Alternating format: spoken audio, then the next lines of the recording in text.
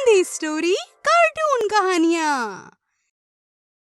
आप देख रहे हैं जादुई मंगल ग्रह पर ढाबा। एक बार की बात है, एक रुद्रपुर नाम का गांव हुआ करता था। उस गांव में एक राधा नाम की औरत अपनी दो बेटियों सीता और गीता के साथ रहती थी। सीता और गीता दोनों सगी बहनें नहीं थीं। दरअसल सीता राधा के जेठ की बेटी थी, लेकिन कुछ सालों पहले उसकी जेठ और जेठानी का एक कार एक्सीडेंट में देहांत हो गया था। तब से राधा ही उसकी परवरिश कर रही थी। दोनों बहनों में बहुत प्रेम था। राधा का गांव में एक ढाबा भी था, जिस पर तीनों लोग मिलकर बहुत अच्छे से काम किया करते थे। अब ये लो माँ, आज की कमाई। ठीक है बेटा, इसे तू अभी अपने पास ही रख। 1-2 दिन में कुछ पैसे और हो जाएंगे तो इसे बैंक में डाल देना। ठीक है माँ। वैसे दिवाली आने वाली है और मेरे पास कोई नए कपड़े भी नहीं है। नए कपड़े दिलवा दो ना माँ, प्लीज।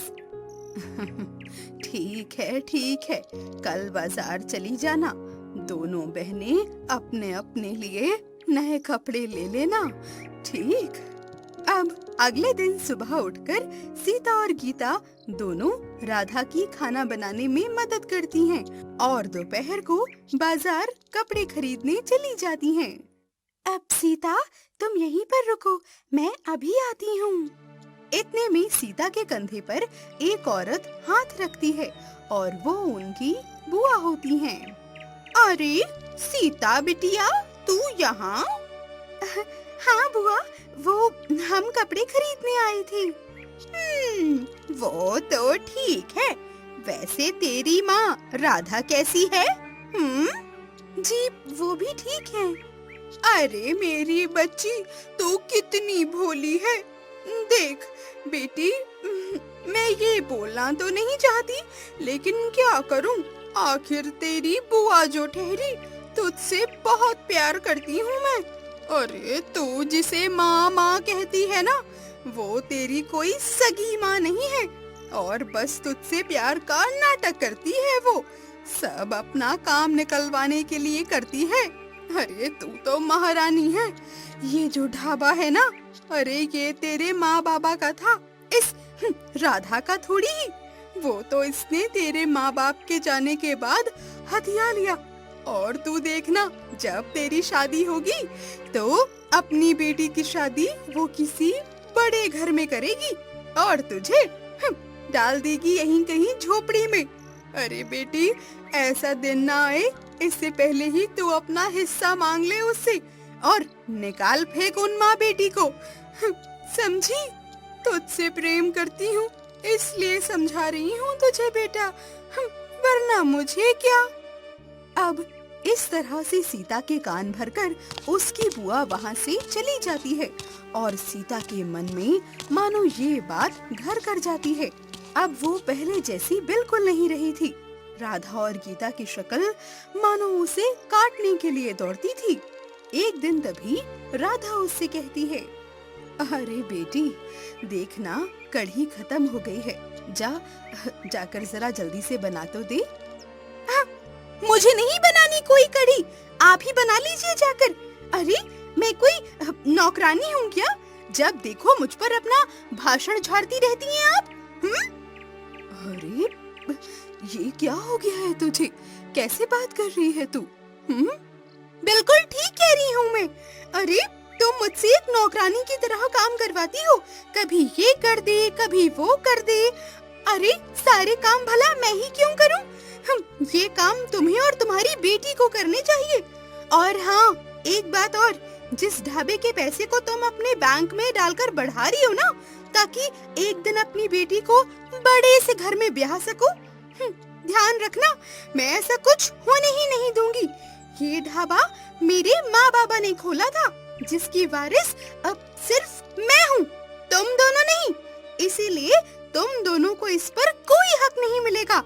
अब निकल जाओ यहाँ से। सीता के मन में भरी इतनी कड़वाहट को देखकर मानो राधा का दिल ही टूट जाता है और वो वहाँ से रोती हुई घर पर आ जाती हैं। लेकिन सीता अभी भी रुकती नहीं है और घर पर आकर राधा और गीता का सारा सामान उठाकर घर से बाहर फेंक देती है। आज से तुम मेरी माँ नहीं हो और ये मेरी बहन नहीं है, समझी? जाओ अपना ये सामान उठाकर अभी के अभी निकलो यहाँ से। और हाँ, आज के बाद कभी मुझे अपनी शक्ल तक मत दिखाना, निकलो यहाँ से। अरे सीता, ये तुम्हें क्या हो गया है बहन? मेरी बात तो सुनो। ए खबरदार, जो मुझे छुआ तो अभी के अभी पुलिस को बुला लूंगी। आज तक तुम माँ बेटी ने मेरा बहुत फायदा उठाया, मुझसे नौकरानी की तरह काम करवाया और अपने सारे अरमान पूरे किए। लेकिन अब नहीं, मैं तुम दोनों की चाल अब समझ चुकी हूँ। और हाँ, जो अकाउंट है ना जिसमें सारे पैसे हैं, उसे भी मैंने सीज करवा दिया है। तुम दोनों उसमें से एक पैसा तक नहीं निकाल पाओगी, समझी? सीता ऐसा बोलकर उन दोनों के चेहरे पर ही दरवाजा बंद कर देती है और वो दोनों बेचारी अपना सामान उठाकर शहर की ओर चल देती हैं। धीरे धीरे शाम हो जाती है। कहाँ जाना है, क्या करना है, उन्हें कुछ भी समझ नहीं आ रहा था। चलते चलते दोनों बहुत थक जाते हैं। तभी सामने उन्हें एक मंदिर नजर आता है। गीता उसकी सीढ़ियों पर अपनी माँ को बिठाती है और उनसे कहती है, माँ आप यहीं पर बैठिए, मैं कुछ खाने को लेकर आती हूँ, ठीक है? ऐसा बोलकर वो वहाँ से चली जाती है। माँ से तो कह दिया है कि खाना लेकर आती हूँ, लेकिन मेरे पास तो एक फूटी कौड़ी तक नहीं है। अब मैं क्या करूँ? हे भगवान, अब आप ही हमारी मदद कीजिए। इतने में गीता की नजर दो कुत्तों पर पड़ती है जो कि सड़क के बीचों बीच खड़े हुए थे और उधर से तेज रफ्तार में गाड़ी चली आ रही थी। गीता जल्दी से उन कुत्तों को वहाँ से भगा देती है, लेकिन इस चक्कर में खुद उसकी टक्कर उस गाड़ी से हो जाती है और गीता जब अपनी आंखें खोलती है तो खुद को वो किसी अजीब से ग्रह पर पाती है, जिसे देखकर वो चौंक जाती है। तुम कौन हो और ये मैं कहाँ आ गई हूँ? हाँ? डरो नहीं गीता, तुम सही जगह आई हो। ये मंगल ग्रह है, हम तुम्हें यहाँ लाए हैं। हमने तुम्हारे ढाबे के खाने के बारे में बहुत सुना है और हमारा भी मन हुआ कि हम भी तुम्हारे हाथ का बना हुआ खाना खाएं। अगर तुम हमें खाना बनाकर खिलाओगी तो हम तुम्हें यहाँ मंगल ग्रह पे जमीन दिला देंगे और तुम यहाँ आकर अपना ढाबा खोल सकती हो। और ये देखो, ये सामने एक दीवार है, इसको पार करके तुम धरती पे जा सकती हो और यहाँ भी आ सकती हो। क्या सच में? अब फिर मैं अपनी माँ को भी यहीं पर बुला कर ले आती हूँ, क्योंकि खाना तो हम दोनों मिलकर ही बनाती हैं। गीता अब उस दीवार के उस पार पहुँच जाती है और धरती पर पहुंचकर वो अपनी माँ को अपने साथ मंगल ग्रह पर ले आती है, जहाँ दोनों मिलकर उन मंगल ग्रह वासियों के लिए खाना बनाती हैं। उन लोगों को राधा और गीता के हाथ का बनाया हुआ खाना बड़ा ही पसंद आता है, जिसके बदले वो उन्हें वहाँ पर एक ढाबा बनाकर दे देते हैं। आज से तुम यही अपना काम कर सकती हो और आज के खाने के लिए तुम्हें ये सोने के सिक्के देना चाहता हूँ। यहाँ काम करके तुम्हें सोने के सिक्के मिलेंगे, क्योंकि यहाँ यही मुद्रा चलती है। अरे, अब ये सिक्के तो बहुत भारी हैं। इससे हम धरती पर अपने लिए घर खरीद सकते हैं क्या? हाँ, और यहाँ रहकर अपना काम कर सकती हो।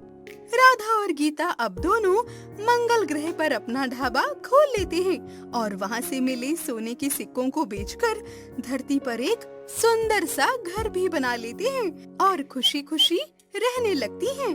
और वहीं दूसरी ओर सीता की बुआ सीता के सारे पैसे और सारा काम चौपट करवा देती है और सीता को उसकी नासमझी की सजा मिल जाती है। इस कहानी से हमें ये शिक्षा मिलती है कि दूसरों की बातें सुनकर अपनों के साथ बुरा करने वाले का भी अंत में खुद के साथ भी बुरा ही होता है। चंद्रयान हुआ हैक। कैसे पकड़ा गया चंद्रयान का हैकर?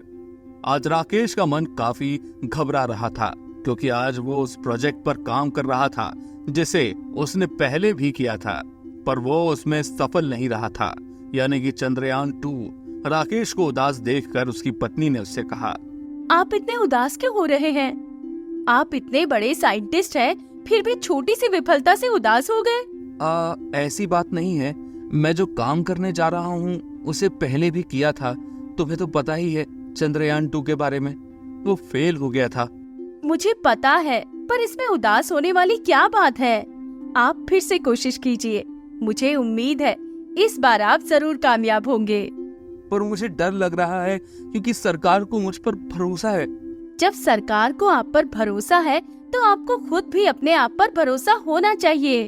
यह सुनकर राकेश के अंदर थोड़ा जोश आया और उसने चंद्रयान को बनाना शुरू किया। उसके साथ और भी कई सारे लोग थे क्योंकि उसने पूरी टीम बनाई थी और सभी टीम मेंबर चंद्रयान 3 को बनाने में लगे हुए थे। वही राकेश नहीं चाहता था कि इस बार कोई भी गड़बड़ हो, जिस वजह से वो उसमें अपना पूरा 100% लगा रहा था। चंद्रयान लगभग बनने को तैयार था, पर अभी भी राकेश को उसके अंदर कुछ कमी लग रही थी, जिस वजह से वो काफी परेशान था। उसे इस तरह से परेशान देखकर उसकी टीम मेंबर जितिन ने उससे कहा, अरे क्या हुआ, तुम इतने परेशान क्यों हो? मुझे इसमें कुछ गड़बड़ी लग रही है। वैसे तो चंद्रयान 4 दिन में चंद्रमा पर पहुंच जाता है, पर अब की बार चंद्रयान ब्लैक साइड उतरेगा तो इस वजह से वहां पर नेगेटिविटी ज्यादा होगी। हम ऐसा क्यों नहीं करते कि चंद्रयान 4 दिन की वजह 47 दिन में उतारे, यानी कि उसकी स्पीड धीमी कर दी जाए। पर इससे तो उसे लगभग 1.5 महीने लग जाएंगे। मुझे पता है कि इससे 1.5 महीने लगेंगे, पर कम से कम वो सुरक्षित तो लैंड हो जाएगा। जल्दबाजी की वजह से हमें हर बार यही दिक्कत होती है, और वैसे भी इस बार हम उस दिशा में चंद्रयान उतार रहे हैं जिस दिशा में अभी तक किसी ने भी चंद्रयान नहीं उतारा है। फिर हम लोग सरकार को क्या जवाब देंगे? क्या तुम उन्हें समझा पाओगे अपना ये मटेरियल? हाँ, क्यों नहीं। अगर वो मान गए तो कोई दिक्कत नहीं है, क्योंकि मैं ये नहीं चाहता हूँ कि पिछली बार की असफलता के बाद इस बार भी हमारे हाथ कुछ ना लगे। ये सुनकर जितिन ने कुछ नहीं कहा, और इसके बाद राकेश ने सरकार से बात की और उन्हें अपना पूरा प्लान समझाया, जिससे सरकार को भी कोई एतराज नहीं हुआ। और फिर राकेश ने इस तरह से चंद्रयान को तैयार कर लिया जिस तरह वो चाहता था। और आखिरकार अब वो दिन आ ही गया था जिस दिन चंद्रयान आसमान में उड़ान भरने वाला था। उसके एक दिन पहले राकेश ने सारी तैयारी कर ली थी, सारा सिस्टम सही था, पर अचानक एक दिक्कत आ गई। किसी ने उसका सिस्टम हैक कर लिया था, यानी कि चंद्रयान को किसी ने हैक कर लिया था, जिस वजह से उसने काम करना पूरी तरह से बंद कर दिया था। ये देखकर राकेश बहुत ज्यादा परेशान हो गया और उसने ये बात जितिन को बताई। अरे यार, ये कैसे हो गया? चंद्रयान को कोई हैक कैसे कर सकता है? ये तुम क्या कह रहे हो? चंद्रयान हैक हो गया? बाप रे! पर अब हम लोग क्या करेंगे? कल ही इसकी उड़ान होनी है। मुझे पता है, पर ये काम हमारे टीम मेंबर में से किसी का हो सकता है। पर वो होगा कौन?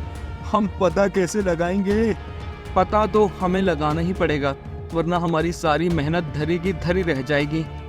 और इसके बाद राकेश उस इंसान का पता लगाने में लग जाता है। वो अपने सभी टीम मेंबर्स को बुलाता है और उनसे कहता है, आज चंद्रयान के पास कौन कौन गया था? मुझे सच सच बताओ। सभी लोग मना कर देते हैं, क्योंकि आज सिर्फ राकेश को ही चंद्रयान देखना था। पर राकेश को समझ में नहीं आ रहा था कि वो तो अपने साथ किसी को भी नहीं ले गया था, तो फिर आखिर ऐसा कर कौन सकता था। उसने जब कैमरे की रिकॉर्डिंग चेक की तो वहां पर भी कुछ उसे नहीं मिला। ऐसा लग रहा था कि मानो किसी ने वहां पर छेड़छाड़ कर दी हो। अरे, मुझे लगता है कि किसी ने कैमरे के साथ छेड़छाड़ की है, या फिर किसी ने रिकॉर्डिंग ही डिलीट कर दी है। पर अब मैं कैसे पता करूं कि आखिर चंद्रयान को किसने हैक किया है? लगता है इस बार भी मेरी मेहनत बेकार हो जाएगी। हे भगवान, ये कैसा न्याय है? और ये कहकर वो उदास होकर बैठ जाता है। वहीं दूसरी तरफ जितिन काफी खुश हो रहा था और वो किसी से फोन पर इसी सिलसिले में बात भी कर रहा था। अरे यार, मजा ही आ गया। आज तो मैंने चंद्रयान को हैक कर लिया है और अब मैं कल इसे खुद उड़ाऊंगा, जिससे सभी लोग मुझसे खुश हो जाएंगे और सभी समझेंगे कि मैंने हैकर से इसे छुड़ा लिया। किसी को ये पता भी नहीं चल पाएगा कि इसे मैंने ही हैक किया था। पर जितिन इस बात से अनजान था कि वो जहां पर बात कर रहा है वहां पर माइक लगा हुआ था और ये सारी बातें लोग हॉल में सुन रहे थे। जब ये बात राकेश ने सुनी तो वो काफी हैरान हुआ। उसे जितिन से ये उम्मीद नहीं थी और वो उसी कमरे में गया जहां जितिन फोन पर बात कर रहा था। जब जितिन ने राकेश को देखा तो वो काफी घबरा गया और उसने उससे कहा, क्या हुआ? तुम इतने गुस्से में क्यों लग रहे हो? अभी तुम क्या बोल रहे थे? ये चंद्रयान को तुमने हैक किया है? ये सुनकर तो जितिन के पैरों तले जमीन खिसक गई। उसे तो कुछ भी समझ में नहीं आ रहा था कि राकेश को कैसे पता लगा। इस पर जितिन ने राकेश से कहा, नहीं, ये तुम क्या कह रहे हो? लगता है तुम्हें कोई गलत फहमी हो गई है। भला मैं ऐसा क्यों करूंगा भाई? मैं तो तेरा दोस्त हूँ ना। मुझे कोई गलत फहमी नहीं हुई है।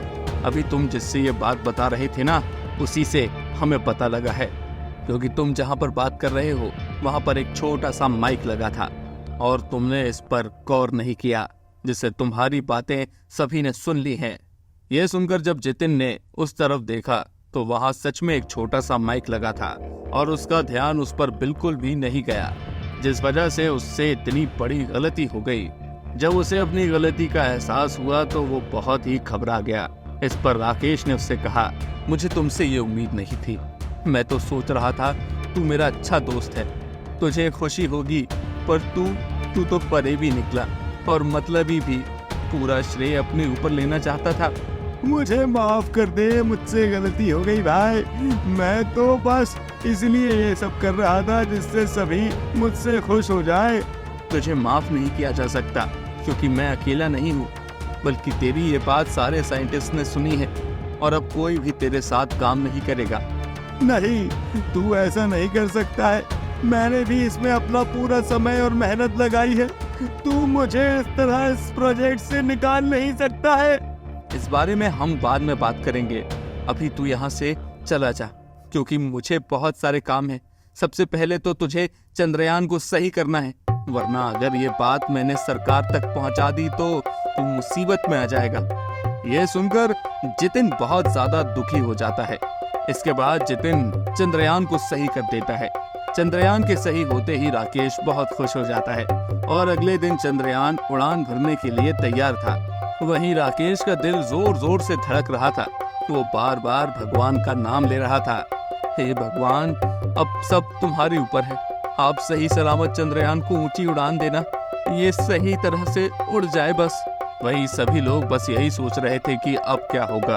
और इसके बाद जैसे ही चंद्रयान उड़ने के लिए तैयार हुआ, सभी लोग बहुत ही बेसब्री दिखाने लगे और कुछ ही देर में चंद्रयान ने अपनी उड़ान भर ली, जिसे देखकर सभी लोग बहुत ज्यादा खुश हो गए। और देखते ही देखते चंद्रयान आसमान में तेजी से ऊपर चला गया, जिसे देखकर राकेश भी बहुत खुश हुआ, क्योंकि उसका चंद्रयान 3 सफल हो गया था। वहीं लगभग 47 दिन इंतजार करने के बाद चंद्रयान ने चंद्रमा पर सुरक्षित लैंडिंग कर ली, जिससे पूरे भारत का नाम रोशन हो गया। और वहीं हर तरफ चंद्रयान 3 की चर्चा हो रही थी।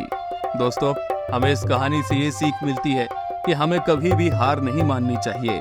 हमें हमेशा प्रयास करते रहना चाहिए, क्योंकि प्रयास से ही हमें सफलता मिलती है। तो दोस्तों, कैसी लगी आपको हमारी कहानी? अगर पसंद आई हो तो लाइक, शेयर और सब्सक्राइब करना ना भूलें और ऐसी ही दिलचस्प कहानियों के लिए बने रहें हमारे चैनल पर। और हाँ, नीचे कमेंट में अपनी पसंद के बारे में जरूर बताएं।